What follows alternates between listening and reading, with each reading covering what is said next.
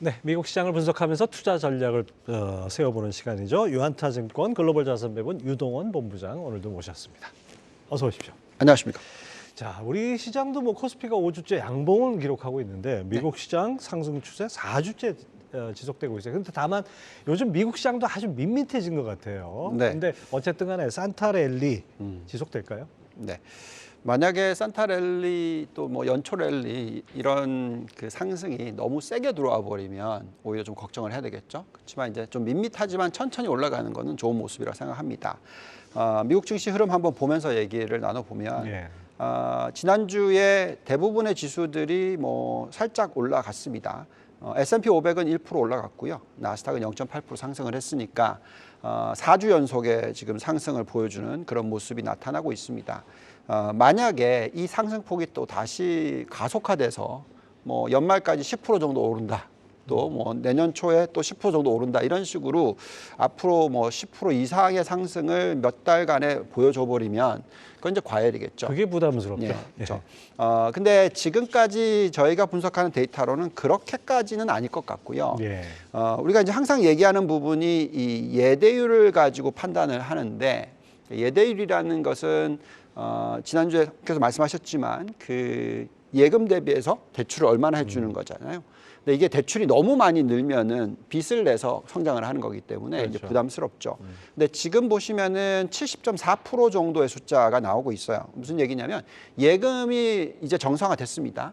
연간 단위로 제법 상승률이 높아요. 근데 이제 대출은 그렇게까지 빠르게 늘지 않고 연간 단위로 한 3, 4% 정도 증가하는 모습입니다. 그러니까 딱 안정적인 어떤 상승을 보여주고 있습니다. 자, 그렇다 보니까 지금 그 상승폭이 너무 가파르지 않고 있기 때문에 증시도 안정적인 그런 상승을 보여주고 있다라고 말씀을 드리겠습니다. 또한 만약에 이제 증시가 상승을 너무 빠르게 하거나 과하게 하면은 이게 이제 거품이라고 얘기를 하잖아요. 예. 저희가 이제 숫자를 좀 계산을 해보면 미국 나스닥 100은 좀 다른 얘기고요. 그걸 제외하고 다른 지수들의 상대적인 어떤 매력도를 짚어보시면은 선진국의 평균이 한 5% 정도 나오고요. 상승 여력이 매력도가 대부분의 국가들이 선진국 국가들이 4%에서 8% 정도 나옵니다. 예. 자, 그러니까 이제 만약에 앞으로 2달, 3달 동안에 10% 이상 올라버리면 과한 거죠.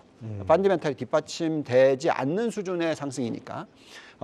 그렇지만 만약에 상승폭이 한 달에 한 1%씩 이런 식으로 올라가서 상반기 말까지 한 10% 정도 오른다. 이건 문제가 없겠죠. 그다음에 더더욱이나 상승이 나스닥 100 위주로 올라간다면 이쪽은 아직도 펀더멘털이 튼튼하고요. 그래서 저희가 계속 얘기하는 게 이런 성장 대표주들을 투자를 하는 전략이 펀더멘털적으로도 좋고 앞으로도 상승 여력이 적절하다라고 생각하고 있습니다. 긴 마라톤이라고 생각하면은 너무 초반에 오버페이스 하면 안 되겠죠. 천천히 가는 게 더 오래 갈 수 있는 방법일 것 같습니다. 자, 미 연준 금리 전망으로 볼 때 만약에 내년 2분기쯤 이제 금리를 인하한다. 이렇게 되면은 지금 오히려 채권 투자를 적극적으로 늘릴 타임이 아닌가라도 생각되는데 주식과 채권 비중은 어떻게 가지고 갈까요? 네. 자, 지금 현재의 예측치를 보시면은 아마도 이제 금리를 정말 빨리 내린다고 하면은 내년 3월이고요.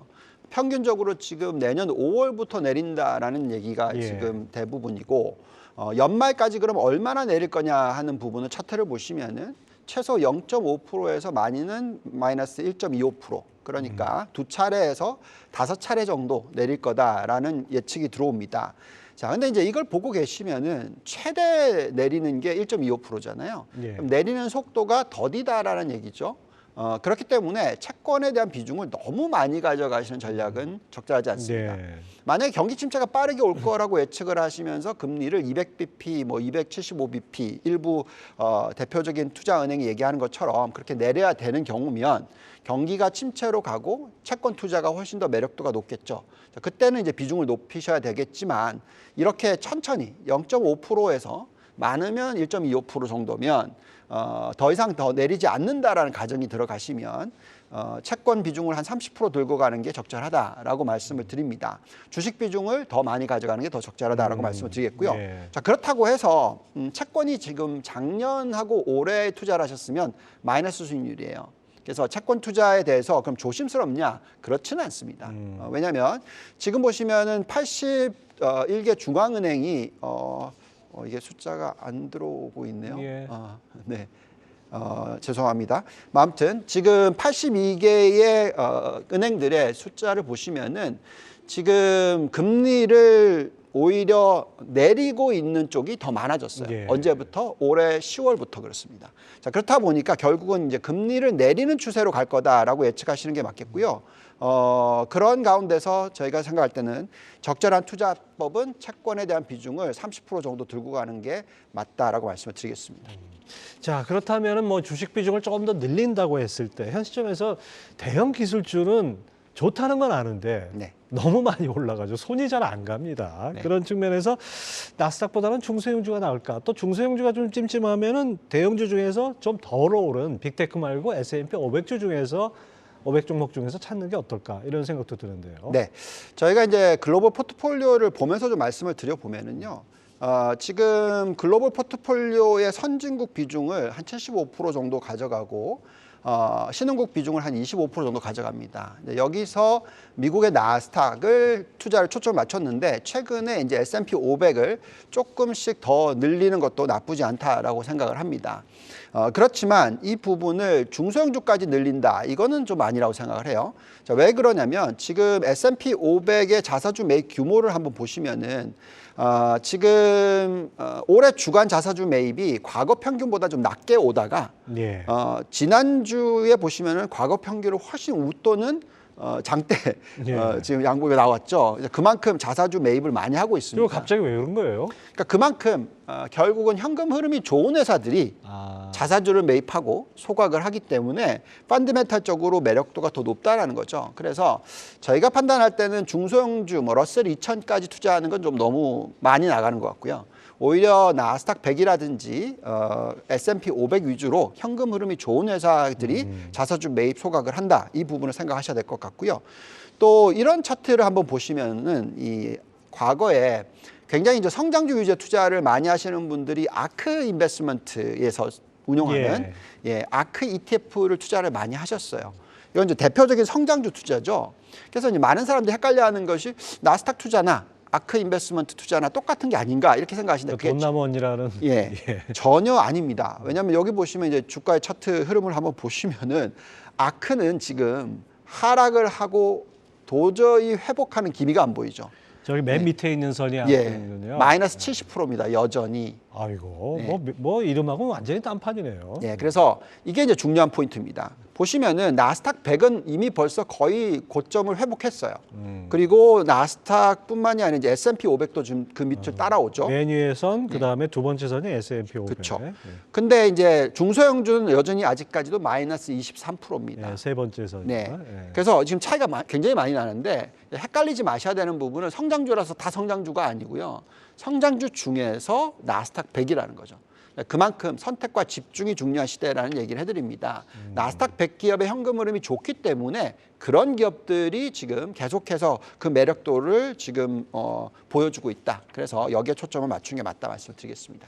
하여튼 뭐 아무리 뛰어난 투자자라도 한두 해는 좋을 수 있지만은 그게 계속 가는 거는 정말 힘든 것 같습니다. 자, 만약 S&P 500이 2022년 작년 초 고점을 돌파하게 된다면 앞으로 미국 증시 추가 상승 여력이 있다 이렇게 볼 수 있는 거 아니겠습니까? 그럼 얼마나 그게 지속될지도 관심인데요. 네. 자, 아까 제가 제일 처음에 이게 거품은 아닌 것 같다라고 말씀드렸잖아요. 그래서 펀더멘털이 어느 정도 뒷받침되는 상승이다라고 말씀을 드리면 여기서 이제 추가적으로 미국 지수가 한 5%에서 10% 정도로 올라가면 그래도 거품은 아니고 적절한 상승이거든요. 자, 그렇게 되면 이제 S&P 주봉으로 보시면은 뭐 차트를 보시는 분들은 이렇게 얘기를 하더라고요. 컵 핸들 차트라고 얘기를 해서 지금 이제 고점을 이제 곧 뚫을 것 같은 역대 최고치를 자, 그렇게 되면은 앞으로 계속 상승을 합니다. 근데 이제 고점을 뚫는 수준이 지금 지수 대비해서 뭐 한 5% 내지 10%만 올라도 고점을 뚫게 돼요. 그렇기 때문에 펀더멘털이 뒷받침되면서 뚫는다라는 거죠. 여기서 이제 중요한 부분은 만약에 역대 최고치를 뚫고 나면은 과거에는 어떤 모습이 나왔냐라는 게 중요합니다. 그래서 그 과거의 그 고점 탈환 이후의 상승 주기를 보시면은 앞으로 보시면은 지금 뭐 평균적으로 45.1개월입니다. 그러니까 거의 4년 가까이 상승 주기가 들어오는 거죠. 예. 고점을 탈환하고 나서. 어. 그리고 얼마나 오르는지를 보시면은 거의 120%나 오르는 게 나옵니다. 그래서 4년 동안에 매년 20% 이상씩 올라가는 거죠. 평균적으로. 그런 평균이 나온다라는 거죠. 설마 이게 재현되는 건 아닐까? 그건 모르죠. 모르죠. 예, 그렇지만 어쨌든 지금 현재의 펀더멘탈이 뒷받침되느냐 안 되느냐 하는 부분은 그만큼 기업들의 ROE가 뒷받침되느냐 안 되느냐입니다. 지금 보시면은 만약에 계속해서 이 생산성이 높아지면서 ROE를 뒷받침하는 모습이다. 그러면 이런 결과가 나올 수가 있어요. 예. 그래서 경기 침체를 두려워하면서 지금 투자를 안 하시기보다는 경기 침체가 올 시기를 잘 판단하시고 그 전에 얼마나 더 올라갈지를 계속 보시면서 판단하는 게 중요하다는 말씀을 드리겠습니다. 요즘 또 눈에 띄는 게 이 주식도 주식이지만은 금이 2,000달러 선을 돌파했고 그다음에 이 비트코인하고 이더리움이 가상화폐 아주 급등을 하고 있어요. 그러다 보니까 이쪽에 눈이 자꾸 이제 눈길이 가는데 이 대체자산 투자, 금이나 대체자산 투자는 어떻게 보십니까? 네. 자, 보통 이제 금에 대한 투자를 할 때가 지금 같이 이제 금리를 내릴 거다라는 예측이 들어가기 시작하면은 금에 대한 투자가 적절할 수도 있습니다. 자, 보시면은 지금 과거에 금리를 마지막으로 올리고 나서 이제 급격하게 내리는 구간이 들어오죠. 네. 이렇게 내리는 구간이 들어올 경우에 금이 보통 뭐 60%, 100% 훨씬 넘게 50% 이렇게 상승하는 주기가 들어왔어요. 예. 그래서 이제 금리를 마지막으로 올렸다는 건 우리가 알고 있잖아요. 이제 앞으로 이제 내릴 것밖에 없다라고 생각하신다면 투자를 하는 게 적절할 수도 있다라고 말씀을 드립니다. 근데 중요한 것은 과거에 어떤 시기에 있느냐가 또 중요합니다. 그렇죠. 보시면은 과거에 인터넷 사이클이 들어왔었을 때 하고 또 과거에 모바일 인터넷 사이클이 들어왔을 때 시기를 보시면은 금 가격이 어떻게 됐나요? 오히려 하락을 했습니다. 왜냐하면 그만큼 이제 인플레이션이 낮아지는 효과가 들어오고 생산성이 높아지는 구간은 그래요. 근데 산업재 버블이 들어왔었을 때는 엄청나게 급등을 합니다. 그래서 중요한 것은 경기 침체가 너무 세게 오면은 금 가격은 올라가요. 오히려. 근데 인플레이션이 계속 떨어지는 모습이고 안정적인 성장하는 시대는 금리를 떨어뜨린다 하더라도 그 금 가격의 올라감이 높지가 않습니다. 예. 저희가 지금 계속 얘기하는 것이 AI 시대라고 얘기하고 있어서 오히려 금 가격이 그렇게 2,000달러 올라갔다고 해서 계속 많이 올라갈 것 같아 보이진 않고요. 오히려 반면에 비트코인 같은 이게 아무래도 이제 AI나 이런 IT와 연결이 돼 있잖아요. 예, 그렇다 보니까 비트코인이나 이더리움 같은 쪽에 대해서는 계속해서 지금 이게 이제 상장될 가능성이 있다 보니까 예. 투자를 하시는 게 오히려 적절하다라고 말씀을 드리겠고 전체 포트폴리오의 약 한 10% 정도를 대체자산, 금, 은, 뭐 이런 이더리움, 비트코인 이런 쪽에 투자를 하시는데 될 수 있으면 가상화폐 쪽으로 더 비중을 두시고 투자하는 게 적절하다는 말씀을 드리겠습니다. 금보단 가상화폐네요. 예. 자, 끝으로 AI 관련주 관심들이 많으신데 이 어떤 관점으로 전략을 짜보는 게 좋을지 간단하게 좀 설명 네. 부탁드립니다. 지금 뭐 생성의 AI 그리고 AI 제너레이티브, 그러니까 AI 제너레이티브 인텔리전스라고 해서 예. 지금 계속 지금 발전을 빠르게 하고 있어요. 그래서 이런 부분에 있어서는 투자를 안 하시면 안 됩니다. 그래서 이렇게 지금 빠르게 변화간다는 걸 이해하시고요.